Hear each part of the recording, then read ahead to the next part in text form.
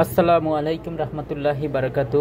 আশা করি আল্লাহর রহমতে সবাই অনেক ভালো আছেন। আমিও আল্লাহর রহমতে ভালো আছি। তো আজকে অনেক দিন হইল কোনো ভিডিও আপলোড দেই নাই ওয়াইটি চ্যানেলে। সো রিসেন্টলি একটা ফেসবুকে আপডেট আসছে, তাই ভাবলাম যেহেতু আপডেটটা আসছে তাই আপনাদেরকে এই ভিডিওটা উপহার দেই, যাতে আপনাদের ভিডিওটা দেখে একটু না হইলেও উপকার হয় এবং যাদের অ্যাকাউন্ট এরকম সাসপেন্ড হয়ে আছে তো এই অ্যাকাউন্টগুলো যাতে আপনারা রিকভার করতে পারেন এই ভিডিওটা দেখে তাই একটা ভিডিও তৈরি করলাম আপনাদের জন্য। তো বন্ধুরা, আপনারা সবাই ভিডিওটা মনোযোগ সহকারে দেখবেন এবং প্রথমবার যারা ভিডিও দেখতে আসবেন তারা অবশ্যই আমার চ্যানেলটা সাবস্ক্রাইব করে পাশে থাকবেন এরকম টিপস অ্যান্ড ট্রিক্স পেতে। তো আপনারা দেখতে পাচ্ছেন আমার একটা ব্রাউজারে একটা ফেসবুক অ্যাকাউন্ট লগ ইন করা আছে, সজীব বিন ইউ সাবমিট ইন আপিল নামের একটা ফেসবুক অ্যাকাউন্ট। তো আমি এই অ্যাকাউন্টটা রিকভারি করার জন্য আমি একটা নিউ আপডেটের একটা কাজ আছে, সেই কাজটা আমি করব এবং ভিডিওটা আপনারা মনোযোগ সহকারে দেখবেন এবং খুবই খেয়াল রাখবেন গুরুত্বের সাথে আমি কিভাবে কাজ করতেছি।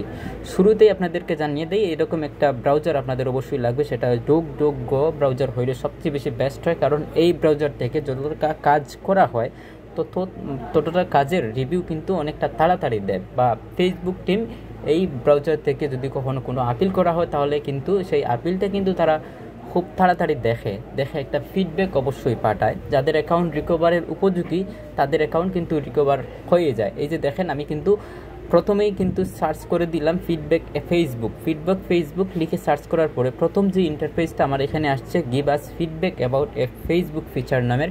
তো আমি সেটার উপরে একটা ক্লিক করে দিলাম। ক্লিক করে দেওয়ার পরে এখানে একটা ইমেল দিতে বলতেছে, অর্থাৎ এখানে একটা ইমেল আমরা বসাবো।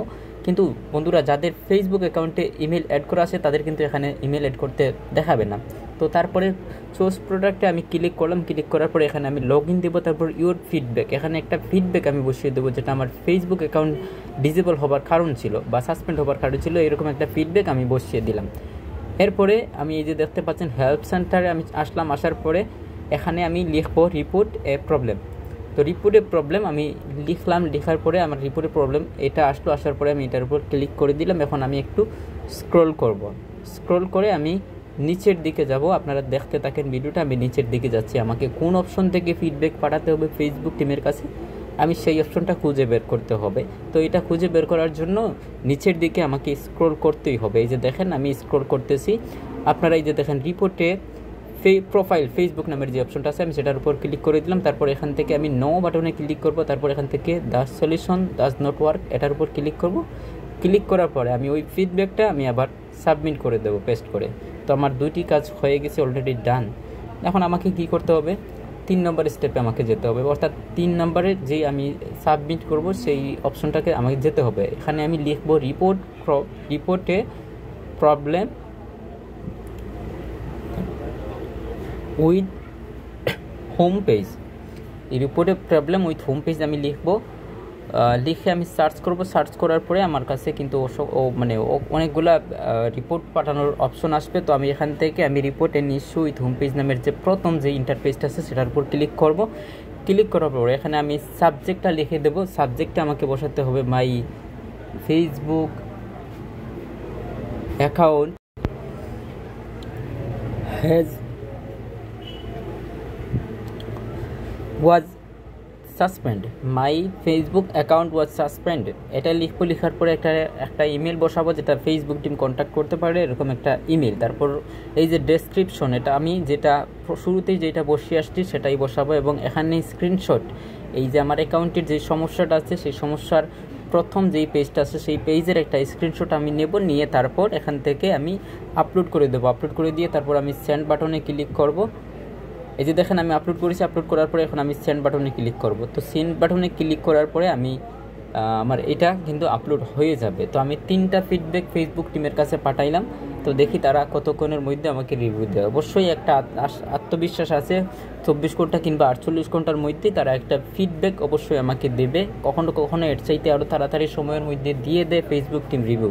তো এখন আরেকটা বিষয় হচ্ছে যে অনেকের ফেসবুক অ্যাকাউন্ট সেম প্রসেসে কাজ করার পরেও যখন ব্যাক আসে না আসার পিছনে কিন্তু অনেকটা কারণ থাকে। দেখেন, আপনি যদি ফেসবুক কমিউনিটি গাইডলাইনের বিরুদ্ধে এমন কিছু করে থাকেন,